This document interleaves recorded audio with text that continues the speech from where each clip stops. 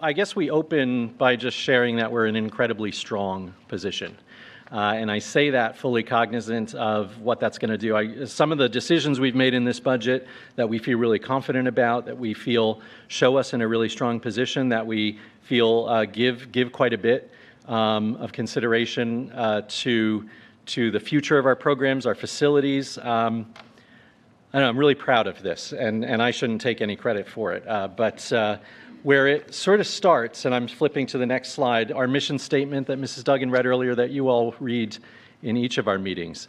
We see this all the time. I just want you to know the way this flows, so that from our mission statement, in particular, the three core things there, wellness, powerful learning, and partnerships. Those are the three things toward the end of our mission statement that continue to come back as specific guiding points, guiding lights for our work. These flowed into, and I'm on the next slide with the board budget objectives that you adopted last month. These are the board budget objectives that each year you adopt to guide us in interpreting our mission statement into a budget through the goals that you've set and through the goals that we set through our next steps in departmental analyses and elsewhere, as Mrs. Lucas shared their work with Linkit to determine gaps and what that means for next year. I want to point out the fiscal responsibility piece also, because that's a big part of how we approach the budget through the guidelines and limits, hard limits that we have from the state of New Jersey. Now, we are limited to but I'll share it for the record, we're limited to a 2% tax levy increase each year. And what determines the starting point for that 2% each year, 2% of what, is a sort of a difficult and moving target sometimes in terms of, from year to year. But there's a headline in this because, and I'll share it this way first, it's not often that a district is able to come to its community with a budget that sits below that 2% increase. So I'll just let that sit there for a moment. We'll come back to that thought. In terms of program, in terms of how we think about these things, if you turn the page to that sort of strange diagram, what I want to share here is this represents a framework that comes out of our mission statement that is guiding a lot of things here, a lot of the decisions that we make, and which also guides our decisions about what we prioritize in our budget for future years. So you can see in the center of that diagram are the three elements of our mission statement, those three words, wellness, partnership, three phrases rather, and powerful learning. And as we start to look at how those combine, we've been talking about how wellness and partnership results in an understanding of our equity efforts and the need for ensuring belonging for each of our students for who they are.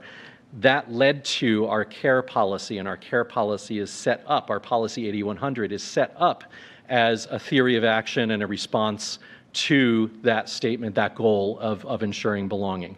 Personalization in the lower left, when we talk about students being well in their learning experience, we're talking about students being engaged. And we're talking about students having highly personalized learning experiences, that their interests and strengths guide them to the courses and the tracks. And so we don't have a track that we want to squeeze kids into. We have instead 26, 25, 28, however many students we have that many separate academic experiences here. So that's a vision there. And then off to the right, service and service learning is something that we're looking much more and more at in this post-COVID era, and how to bring students together with our community members and adult mentors so that they can learn leadership and they can learn service in a way that even some adults today I hear, and I feel this myself, I don't know that I was ever taught really how to do service. It's something that some folks discover and something that others don't, and it's a place in schools to explore that. So we see these as the major thrusts of our work through our mission statement, and the budget flows from these as well. So just to share a few things about that, how this all comes together is in an effort to not just simulate the world for our students inside of four walls, but to reflect that world and offer them opportunities to do real work that adults do.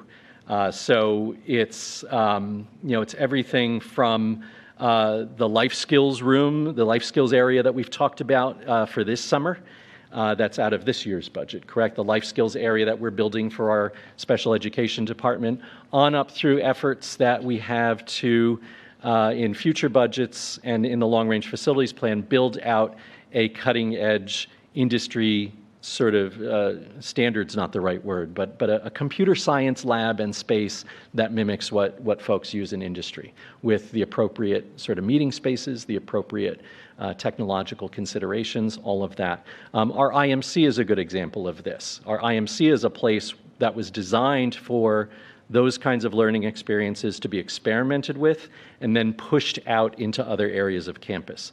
So our budgets moving forward on the instructional side show us sort of looking at classrooms and thinking about different ways to organize them. This includes other major renovations we're planning for our broadcast space, including both radio and video facility areas. They're already very impressive, but we're looking to leapfrog into some cutting-edge technologies there to unify our media message to the community. In addition, as I mentioned earlier, need for flexible work spaces like we see in the IMC. That's proven itself really valuable there, creating those spaces elsewhere on campus. Also spaces for individualized work, study areas, et cetera. The areas that can support the organic work of students. Some of this takes us outdoors. Some of this takes us to thinking about gardens. We have a gardening pilot project that's coming up this spring for one of our programs that I hope will bring us to a more permanent facilities project down the road. Also looking at some improvements outside in this and future budgets to allow us to create gathering spaces, presentation spaces, festival spaces, et cetera, outside. The area I think of most is that area between the IMC and the music building.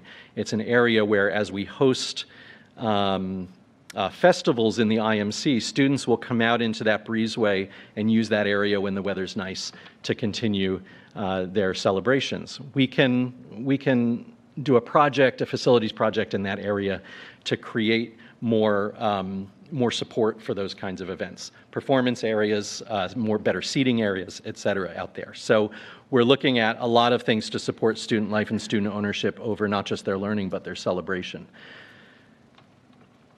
The efforts in this budget and future budgets to impact wellness as well, and the key thing here is developing more spaces to help students feel more and more at home. We've long sought to address a really strong difference between our 9-10 house office and the 11-12 house office. The 11-12 house office in this building right across the hall is set up in such a way that you can enter more privately into counseling, or you can enter into the hustle and bustle of the house office. The 9-10 office is a much more traditional main office. So with some shifting around and capturing some new spaces, opening up some other spaces, we can imagine a different layout so that students have access to counseling separate from, again, the hustle and bustle of the main office. Make that a space that's more inviting and welcoming for students. We hear that from students a lot as a thought. Safety and security, always on our minds in this budget and moving forward. We have several projects, expansion of various things, cameras, et cetera, but also the mid-campus entrance. We have 4 major entrances on our campus. We have the fountain lot entrance up at the top of the 9-10. We have the IMC entrance. We have the front entrance here by the Commons. The 4th is that mid-campus entrance leading up into the 9-10 building. It's, especially when we have events out on the field, that's a major entrance and exit for folks into our building. That's an area where we have a project envisioned to create a full security entrance there rather than just sort of the makeshift security presence that we have there now. So like our other entrances where we have multiple doorways and check-in counters like we did in the IMC, we'll have that at the mid-campus entrance going up into the 9-10 building too. Now, imagining, again, the education that supports all of this, some of the things that we're going to continue to work through that are going to need staffing, professional development, curricular design, all kinds of support in this budget coming up. Magnet programs, we're going to continue to build out our magnet programs as we've started. So our computer science program, our biomedical biotechnology program, our robotics program, we want to continue to add to that list with cohesive programs of study for students who have identified those sparks of interest early on in their high school career. Those won't be the only ways to personalize, but for students who are ready to jump into that sort of commitment, we want those things there for them. Dual enrollment, continuing to support the growth of our staff capacity to teach in dual enrollment courses. And one of the most important figures here, we've gone from 15 to 45 dual enrollment courses in just 3.5 years. These are courses that students can get college credit for at the same time that they're taking the course here with one of our staff members. So that's exciting, and we work with multiple colleges on those. That's a staff-intensive proposition, though. Staff have to have certain training, they have to be at a certain level in their education, so the budget has to support staff growth in those directions. Learning acceleration also, the fiscal impact that we have right now from our learning acceleration and gap closing efforts, we've had ESSER, federal monies to support us in closing gaps. That's going to dry up in the next year, year and a half. So those efforts need to shift into our budget. And we're beginning to place technology and other systems, rethinking whether even Aspen is the right platform for us to be able to put us in the best position to collect all the data, report on all the data, put the data at teachers' fingertips and at counselors' fingertips so that they can make data-informed decisions. And finally, of course, professional development, curriculum writing comes along with all of this.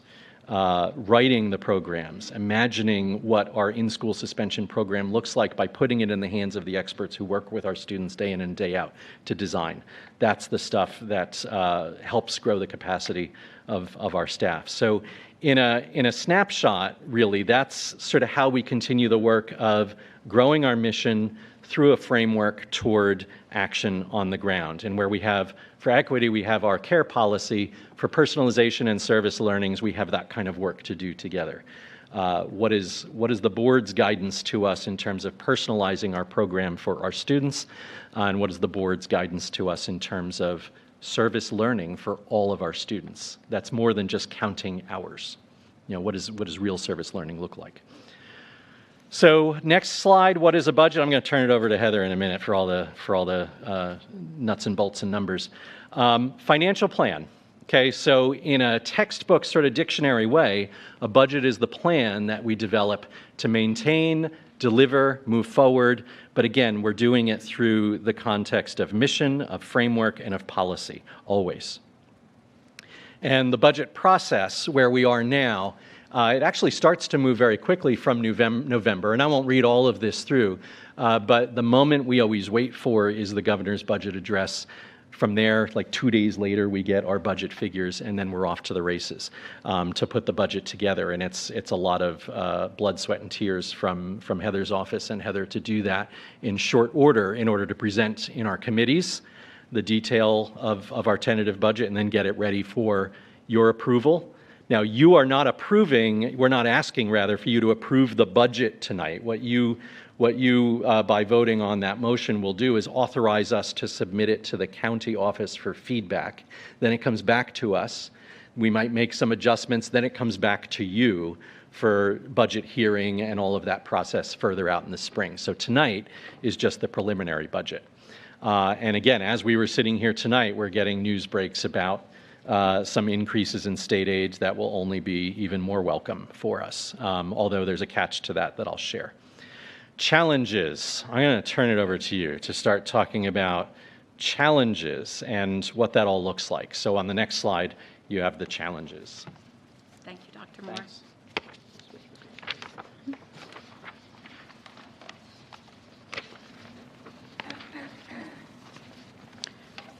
So anytime we start to do a budget, there's always challenges. Most of the time they're very consistent. Some years we get some curveballs. This year we got some curveballs, but nothing that we aren't experiencing in our own lives, right? State aid cuts are continuing. We are down approximately $100,000 year over year. We made out very well with only being down $100,000 year over year. We have continued declining enrollment. I do have more details to follow on that.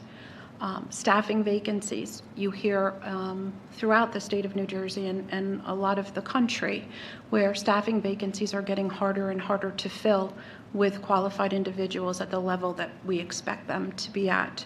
So although we've been successful so far in filling our open positions, there's been a lot of competition and a lot of a need in that area that we've seen changing continually as we go forward, and we'll continue to see the same thing, it looks like, going next year. Again, the next special education, we have out-of-district students as we have each year. This happens to be a very large incoming 9th grade class, so we do have about 7 additional students that are coming into district that are out-of-district placement. Our child study team does a phenomenal job working with those families to get them where they need to be, so they will continue to do that. But at this point, we take them where they come in from the 8th grade level. In addition to that, the challenge that we have there, and this is the toughest year for that if we're forecasting into the future, which we always look, when we do a budget, we don't just look at the current year, we look 3-4 years out. And I know I drive people crazy. I go, okay, but this year we don't have as many graduating students out of that group. However, next year, hopefully, we'll be in a much better position. We have some graduating students, and we're hopeful that the 8th grade population coming in will give us a little relief there. Another interesting enrollment, and this is something I will discuss shortly in more length, is as we talk about magnet programs and we talk about programs that are offered at the Polytech. Sadly, we're losing students to those programs, and that doesn't only help.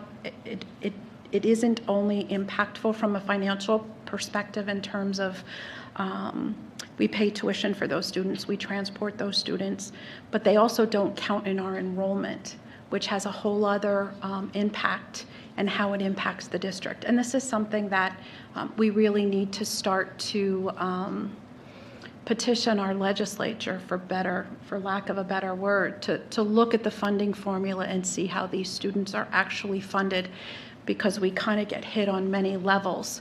And as these programs continue to grow, it's not going to get any easier. Our utility costs have increased year over year. Well, actually, that's a 2-year change of about 46% in the last 2 years. We're all feeling that at home as well. The school isn't any different, sadly. Property and casualty insurance is projected to go up 18%. Cyber insurance, as we all know, has become a big risk in all of our lives. It is too here at the school. That's up about 30% year over year. Transportation is a whole other animal, as you've heard. You see the buses all over the place with the big signs saying, "Come work for us, please." We're not only struggling hiring district drivers, but we do have a balance of district drivers as well as contracted routes, and the contractors are also struggling to hire those drivers as well. So what's happening is when we're opening our bids are opening at least 35%, 30 to 40% higher than we were currently paying. And the trick there is contractors, we could have routes that are in place and are renewed every year, but there are no guarantee for it to be renewed. This year, the contractor has told us he's not renewing 17 of our buses. 17 buses for us is 47 routes because we double and triple tier them. So when we're paying, $30,000, $35,000 per route, those routes on a double now are going to $47,000, $47,500. So that's been a big adjustment in our budget as well. Fuel costs are up. God bless you. Fuel costs are up. We all gas up our cars. We're gassing up our buses as well. Vehicle costs, this is really interesting. We're challenged in not only the cost of the new vehicles. We do have a replacement plan. We typically replace 3 54-passenger buses and a couple of vans each year, and we cycle them out. You're only allowed to have them for a certain number of years and/or mileage, whichever comes first. We're challenged in the sense that the costs of the new vehicles are up $30,000, $40,000 per bus. Not only that, that's just the chassis. If you can get the engine, those are up substantially as well. We are currently still waiting for the buses we ordered last spring. They have not come in yet. So these are just continuing to snowball as we continue to go forward. We'll talk more about employee benefits and how that flows through the budget. Chapter 44 is another detailed slide we'll talk about and how that's impacted our budget. It's a law that was put into effect in July 1st, 2020. And Dr. Moore talked briefly about the expiration of ESSER grants, and it's helping us in this year's budget because we're still able to fund some of the great programs that we've started, but as those programs continue to grow, we'll need to fund them in our local budgets going forward as those grants expire. Oops, I'm sorry, I went the wrong way. Here we go. So state aid reductions, I just talked about it in the previous slide. Over the last 6 years, we've lost $1.1 million in state aid. The only way to make that up is obviously to either increase your revenues, decrease your expenditures. One of the increases in revenues is your tax levy. So even though that's capped, if you look at that number, our tax levy increase for this year at 1.8%, we didn't budget to cap this year, is $1,047,000. That's more than one entire year of an increase in budget that we've taken over the last 6 years. So it's pretty substantial. It's a decrease of 19.28% based on what our state aid was in 17-18, 6 years ago. Our enrollment is declining as well. These are it's one of the challenges that we faced in terms of programs. So in 14-15, we had 2,977 students. And the actual number for 22-23, based on our ASSA data, was 2,432 and a half students. Yeah, we do have half students. It sounds silly, but we have a shared program with the vocational school. And we do the academics here, and they may do the vocation there, and they do count as half towards our enrollment counts. So if you look at these numbers, what we did also, too, is sadly, as the enrollment declines, it also has to affect staffing, right? So it's a little different at a high school level because there's a lot of electives. You know, when you're in an elementary school or some of the smaller, the younger grades, you have sections, right? If you have 3 kindergarten classes and if you only have enough for 2, that's pretty clear. In a high school, it works a little differently because you have all kinds of electives and opportunities for students to select classes. So it takes a little while for the staffing to kind of roll out and to come into line with the enrollment. There will be more of that this year. If you look over the last I think it's 9 years, we're down 544 and a half students, or 18.29%. However, our staffing is up about 20 staff members, or 5.34%. And those are instructional staff members, as well as related services. So you'll see as we continue to talk about the budget that's is being presented tonight, there will be decreases in staffing, mostly through attrition. I presented this slide just to kind of give you an indication of the levels of students we have coming and going. So this is the actual enrollment actually we're projecting for the 23-24 budget. But if you look at this, you see that our incoming 9th graders are substantially less than the 12th graders that will be graduating for next year. So potentially we have a concern going forward. The more kids, if we graduate more than we bring in, our enrollment's just going to continue to go down. The other little thing that's a little tricky about the 9th grade class, this comes from the ASSAs of all of our sending districts. And that does not take into consideration students who may enroll in the academy programs at the Polytech. And those have a direct one-to-one impact on us because they don't count in our count at all. As I talked about earlier. I think the next slide details that a little bit better. We talked briefly about I have additional special ed students coming in, which causes our out-of-district tuition to go up a little bit, and some of them are fragile, so we have some additional costs that are going to go with them as well. There is a little bit of a relief, it looks like, in the next 24-25 school year budget, but we don't always know about our 8th grade population coming up. This is the one that's interesting. So Polytech has academy programs is it considered magna? Is that what Yeah. they call them? So as we try to deliver or develop magna programs here and have robust offerings, they also have the same programs. So for the 23-24 school year, I'm anticipating 105 students. That number comes from watching the trends, how many ninth graders are going into these programs, and then about how many 12th graders are going into these programs, or graduating from these programs. And if I look at the trend, in 18-19, that was a very early part of the magna programs at the Polytech, and we had 28 of our students enrolled there. I am projecting in 23-24, we're going to have 105. It's a difference of 77 students, or 275% increase over the last 6 years. So you can see as these programs develop, the state needs to do something in the way that we're funded for them. There are students, we're paying to educate them. However, we're not getting credit for them in our calculations for state aid. The money's not following the student. So some of the things that hurt here is the big piece is that they're not included in our enrollment, which means it drives down our state aid. It also drives down our adequacy calculation. The district is responsible for transportation costs. These students are going to North Hunterdon and Voorhees and Hoffman's Crossing, I believe, and Bartles Corner. So they're really, we're having to put more bus routes in place to transport these students from their home district here to basically out of district. We are anticipating having to add another bus next year because the enrollment has changed so significantly. In addition to that, as I mentioned, it also impacts our adequacy calculation and how the regional tax allocations are pushed out to each of the sending districts.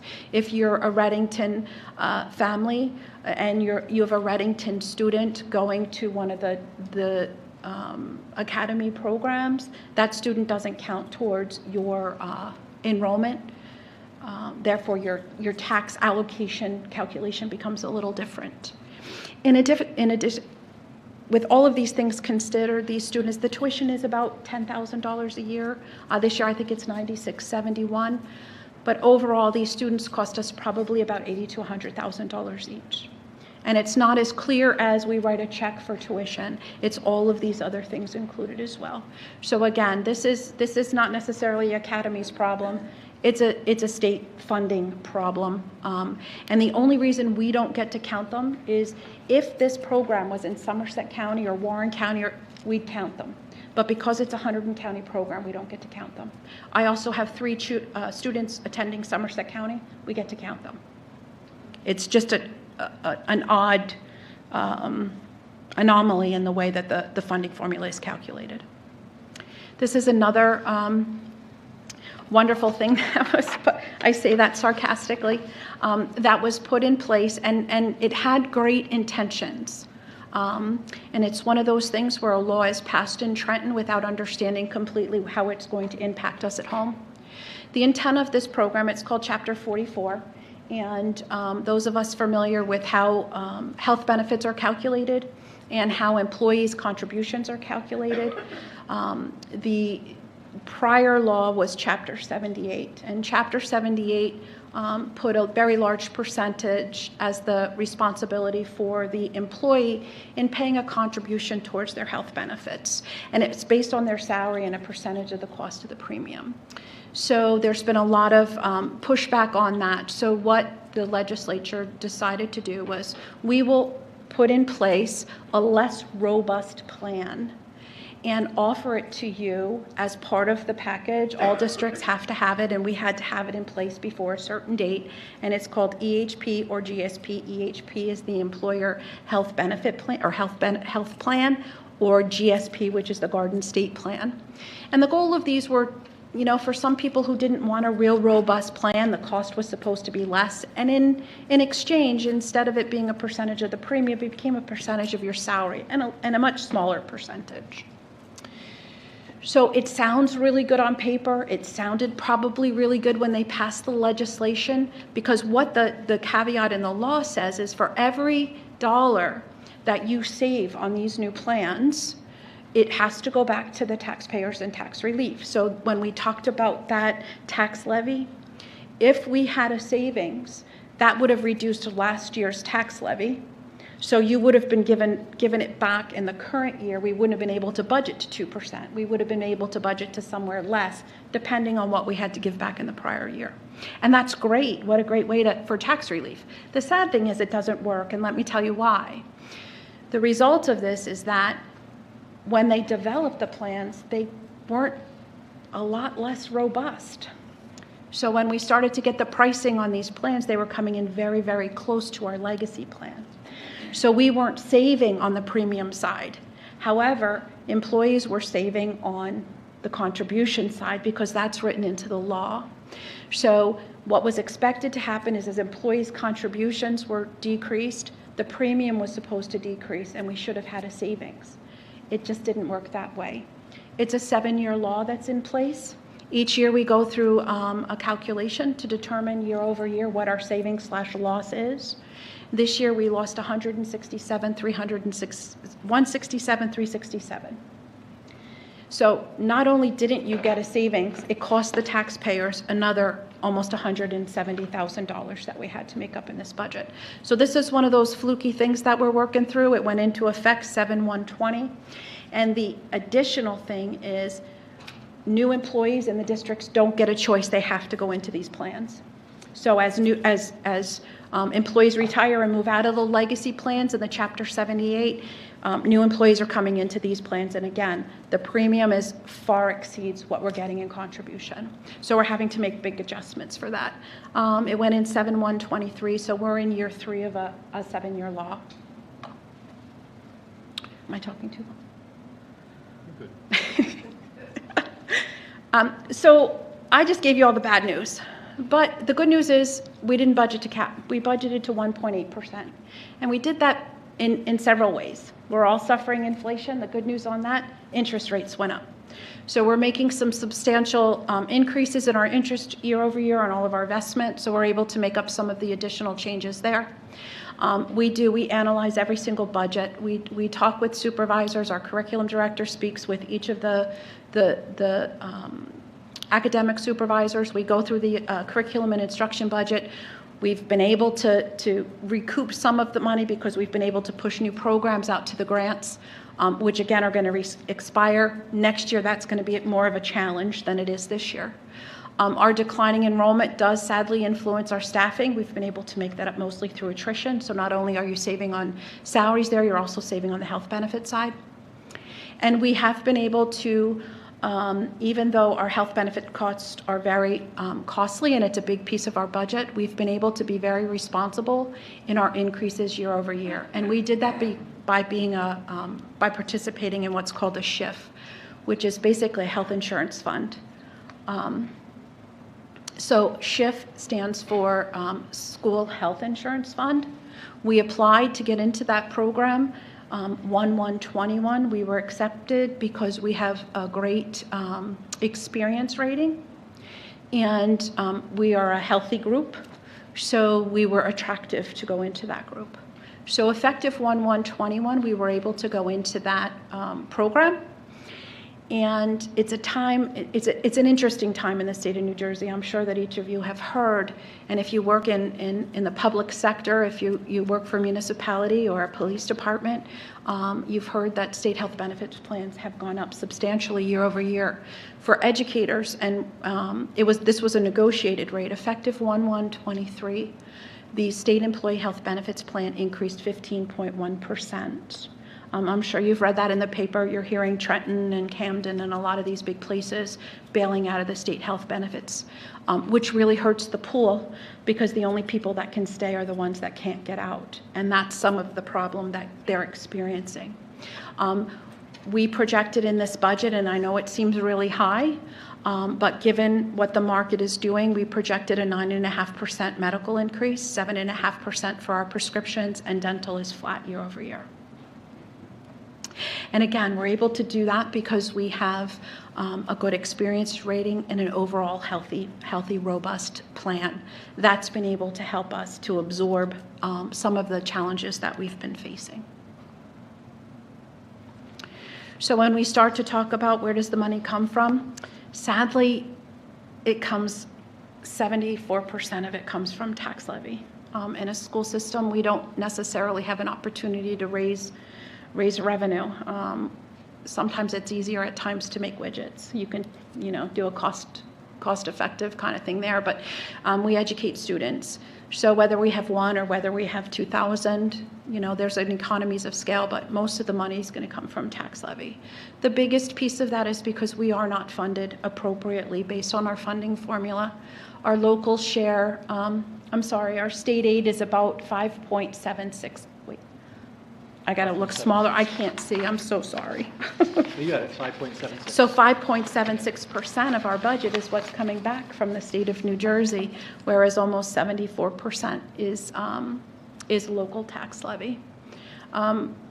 Capital reserve is a number. You see that looks like a big number this year because, as we'll talk about that a little bit later. Capital reserve is a planning fund. You'll see us talk about projects. Dr. Moore was talking about future projects and the types of things we're looking forward to doing. And we do have a list of projects on our schedule going into next year's budget. The 13.25% sounds like a big number, and it is a big number, but it doesn't impact taxes because it comes out of one fund into the general fund to be able to do the project. If the project comes in under budget or we don't do the project, it has to go back into capital reserve. It doesn't get commingled with funds. So it's almost like its own separate little entity that we work with. Special revenue fund is something I call Fund 20. Those are our grant funds. Very small, but again, it doesn't impact really the budget because we can only spend what we receive. So we call it ESSA funds. So they used to be the old title funds, Title I, Title II, as well as the IDEA grants. So those are things that come through every year, but they're really tiny compared to the entire budget. The federal aid is we do get some reimbursement for students who are eligible for that in the special ed population. And that's only about $26,000 a year. So this is really what it looks like year over year if you're interested in the numbers. You'll see the first number is a budgeted fund balance that comes through my audit at the end of each year. So it's up about $365,000, and that was by purpose. That was, again, seeing the future, seeing what's happening with our state aid and taking a look at what we can do with existing funding going forward. The local tax levy is going up 104.2. Which again is 1.8% of the prior year tax levy. We did not have an adjustment for Chapter 44 because it cost us money. It didn't save us money. The other, and you'll see a big jump here, this is where our investment income rolls through. So these are things, we have some tuition students in the district that are up, a couple of students year over year, but the big piece of that is the increase in the trend of our investment income. So we are able to do some good things there. State aid, you'll see, we talked about it, is down $98,000. And federal aid, that's the semi I was just talking about. They actually give us that number to work with, so that's down. So overall, our general fund budget is up 1.781 year over year. Special revenue fund is Fund 20.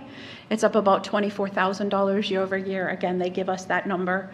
When we get our grant numbers, we apply for that, and if it's not that number, we don't spend it. So that's a little misleading. Now you'll look at this capital reserve withdrawal. This is the projects that we were looking at. These have not been finalized. We are still looking to continuing to fine-tune those types of things. And there is a list of them, and we'll talk about them in more detail as we go a little further along. That was the revenue side. We're doing fund accounting, revenues equal expenses. So all of those types of things we're going to also have on the expense side in the same dollar amounts. But this is just to give you an idea of some of the things that roll through some of the programs. So we have regular and instructional programs. Those are your gen ed programs, including teachers, supplies, classroom supplies, and those types of things. We have education, special education programs. We have instructional support services, which includes our library, counseling services, health office, curriculum supervisors, and professional development.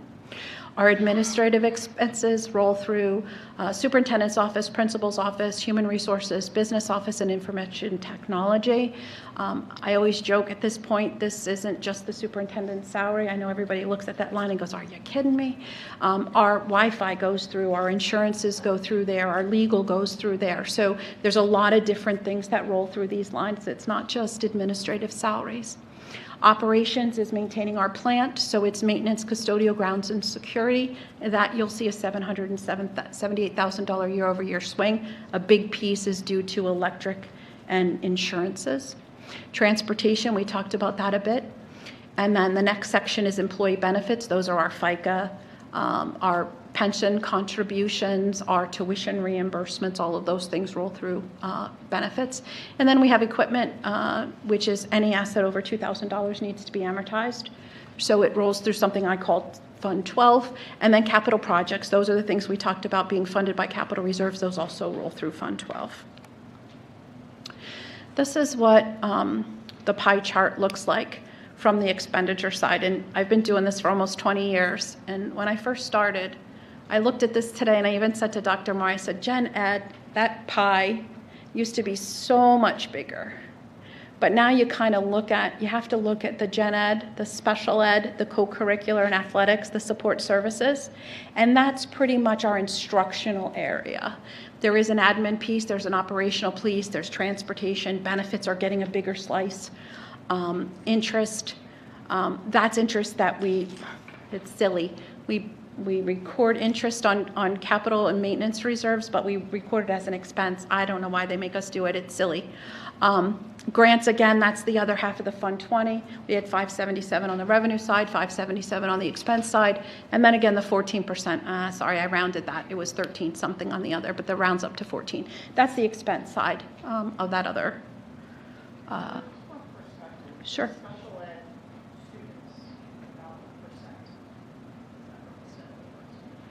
They're about 17 to 18% classified, 17? 17. Yeah, now not all students. Yeah, sorry. Yeah, so special ed classification rate here is about 17%. Not all students in special education require costly services. Mm-hmm. So that 11% of funds is not proportional to each student in special education. Some students are require much more costly services than others. Many of our students are in general education programs with some staff support, so they don't have as much impact as a student who might be going to an out-of-district school at hundreds of thousands of dollars each year for a single student. And that special ed number isn't necessarily just the tuition students. Those are also services that are provided for students that are in district. So we have a behavioral program, we have an autistic program, those roll through there. So speech services, one-to-one aids, and what goes through my head is I'm going to start regurgitating accounts, which mean absolutely nothing to you. But it's not only just tuition in that special education. Okay, so I apologize. That's a little misleading.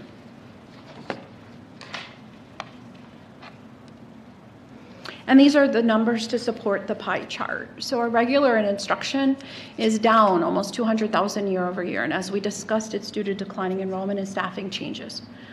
So that makes sense. Special education programs are up about $290,000. That's my behavioral program, that's my autistic program, that's my speech services, one-to-one services, as well as tuition. So that kind of all rolls through that line. That's what made up the 11%. So it's a lot more than just my out-of-district placements. Instructional support services are my library, child study team guidance, nurse curriculum, and staff development. Co-curricular programs, those are our clubs that we're so proud to say we have wonderful, robust programs. Our administrative expenses are, as we just discussed, they're very close year over year, about 16,000 up. Our facility maintenance and custodial, we talked about that. That's up about 778. Again, a bulk of that has to do with the insurances as well as increases in our utility costs. Employee benefits are up about 99,000 year over year, and that's because we've been able, some of it is savings due on the staff side, because benefits are being reduced, if we're reducing staff. So there's some of that mix in there as to why it's not as high as you would anticipate. So overall, our operating budget is going up 1,657,607. The capital projects funds, that's the same number. That's on the other slide. No, it's not. I don't know why it's not. It should be. And then interest income, we have to book the expense. I don't know why it's an expense, but that's what the state tells us we have to do. So overall, our budget in total, revenues and expenses, is $80,138,426.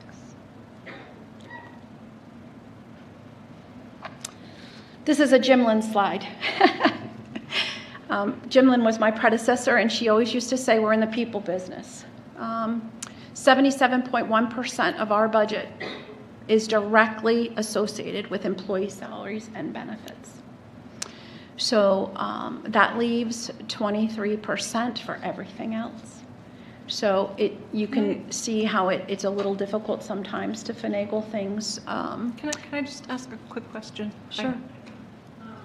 In terms of the employee salaries, does that include, say, paras for? Yes. Okay, so that's not that doesn't. That's not just English teachers. That's Okay. our paras. It includes substitutes. It includes any salary line in our budget. Okay, thank you. So it's teaching staff. It's paras. It's anyone that falls into that one student interaction category, if you will. But the employee benefits don't necessarily relate directly to substitutes. They don't necessarily, depending on how long they're in the district, they don't qualify for those things. So I want to talk a little bit more about capital reserve and maintenance reserve. These are our long-term planning funds. These are ways for us when Hurricane Ida hit on my first day on the job. We lost an entire building. And because we have these planning funds, if you will, we were able to get it up and running very quickly. I didn't have to wait for special funding from the state. I was able to do a board motion to temporarily move money from maintenance reserve. I was able to get the building opened again, and I think we did it in 3 or 4 months, and we got the students back in their classroom and back into their programs. We were able to apply through FEMA to get money done. We were able to, on an emergent basis, stabilize the bridge that was risky for a while. We were able to do that all with maintenance reserve funds. And then once the project was over and we received all of our FEMA money and our insurance money, the only thing I believe we ended up putting back the entire $300,000 we were able to do. So we're in a good position to be able to have these funds, and it's unusual for school districts to be in this position. But you've had really good planners in the past and have been good stewards with the finances. This is one of the reasons why you were able to not have to go out to referendum when our bond was paid off last year. That was about a $2.1 million savings to taxpayer right off the top. You'll see that when we talk about the calculation. And the reason is because we have funding here to plan for these projects in the future. We work really hard to establish the curriculum and the programs, and then to put into place what type of facility you need in order to bring those things to fruition. And we plan to do those on a plan in the future. So that's why this is so important for the district. So we talked about capital projects. This is the $10 million project list. These are not final. I know that's a huge number. And the projects that are asterisked are eligible for ROD grants. I don't know, a ROD grant is a regular operating district grant. It's Governor Murphy just released, I can't remember the amount of money, but what happens is it's based on certain categories. And you apply for these grants and they fund a percentage of it. You just need to have your percent. Now, this is 100% of the cost of the project estimated, and these are very conservative numbers because these are, as inflation happens, contracting is a little unpredictable, although we did open some bids that we did really well on this last week that we have on the agenda for this summer. So as we go through these and start to determine whether or not these are viable projects, this will probably be adjusted prior to the public hearing at the end of the month. This is still a work in progress. And these are for things, we picked the projects for this summer because we're developing and building out our long-range facility plan. And we basically picked a lot of the projects for this summer coming up for things that were eligible for ROD grants. Roofing that is coming out of warranty that needs to be either replaced or recoded. Dr. Moore spoke about some renovations in the House office to bring some things. That has been on in the past, and we just couldn't do it within the space we had, and we've been able to find additional space, so we've got this on as well. But most of this has to do with ROD grants and taking advantage and leveraging the state money before we leverage our own. So overall, the moral of the story is we're allowed to budget. The law says we can budget 2%, not to exceed unless we have adjustments. This budget is proposing a tax levy of 1.8%. The difference is $115,835. We don't lose that money. What happens, it goes in something called a banked cap, and we have 3 years to be able to use it. So if something crazy happens next year with the state aid, we have this as an option to be able to pull from if we really need it. But we have 3 years to determine what that's going to be. And this is simply the 22-23 tax levy was 57,917. This year it's 58,959. The year-over-year change is 1.8%. Tax rate calculation. We're a regional high school. It's a little, I'm going to do my best. The calculation is a little confusing. Most of it's dictated by the numbers that come from the state. But basically what we do is we take the equalization and the enrollment. We then calculate a percentage. That percentage by municipality is then applied to that $5.8 million. And that becomes the portion that's due from each of the municipalities. And then in order to get the tax rate, we take the ratables by each municipality that's provided to us by the tax office to get a tax rate. And then to make it a little bit more user-friendly, I just reflect it as per 100,000 of home value. So you can kind of say, okay, if I have a $200,000 home, I could just double it or triple it. This is what the table looks like for equalization and enrollment, and I don't want to go into this super deeply. I'm willing to give it to anyone who wants it, and I did an exercise with a gentleman. It was good for both of us, I think. But basically what happens is the equalization comes from the state, and that's the calculation. You heard me talk about equalization value and how some of those kids don't count. This is where it's important. Then the elementary enrollment comes right off the ascending district's ASSA. That's actually their enrollment for K-8. Then the regional enrollment comes off of our ASSA. Those are students that are actually in our coming from our sending districts. That number is a little different than the number I showed you earlier because we do have tuition students in our district that don't count here. And basically this is just it's just mathematics, right? It does the elementary, it's silly but because we're regional, but it's taking the elementary, the 374 divided by the 1.027, and you get 72.55% of that particular levy goes to the elementary school. So then it's doing subtraction. I do it the opposite. I take my 141 and divide it by that, and then I get my difference. But the regionalized equalization is $282,000. So what it's doing is it's taking that number as a percentage of the 141. So Delaware Township has 7.8608319, and they do drill down to that level, percent of the 58 million we talked about allocated to them for next year. And so you can see I get total to 100%. It's just a bunch of numbers, and it's just difficult for me to explain. So if anyone has any questions, I'd be more than happy to go through the exercise with you with all these slides. This is basically the end result. And I'm showing you a 2-year, year-over-year change because we have a good story to tell. Our assessed values, I'm going to use Delaware Township only because it's the top line. So as of 22-23, their tax rate per $100,000 of assessed value was $555.10. For the 23-24 budget we just prepared, it's $570.47, a difference of, skip a column, $15.37. The reason I have the other column there is because the first year went down $54.30. So Delaware Township's 2-year change, they're still down $38.93. And a big reason for that is because of the debt service that we paid off and didn't have to go back out for referendum. So we're still reaping some of the benefits of that in the next year's budget. So somebody from Reddington is going to say, but what? This is what's happening in Reddington. Merck challenged and the town lost. So your ratables went down year over year $21 million. It's going to drive up your tax rate. You got a lower base to calculate on.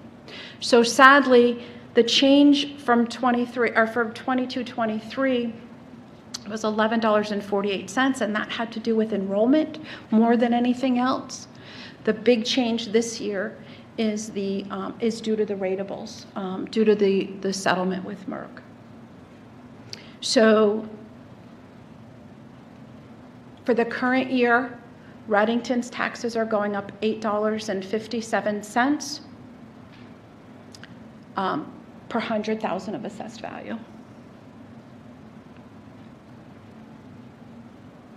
So where do we go from here? Hopefully we'll adopt a tentative budget to submit to the county office this evening. I'll submit it to the county office for approval tomorrow. The advertised budget has to be in the paper no more than 4 days prior to the public hearing. The public hearing will be on April 24th. Hopefully then we'll adopt the final budget. And then there's requirements to post user-friendly budgets and all of the communication to the website. And then we have until May 18th to certify our taxes with the County Board of Taxation.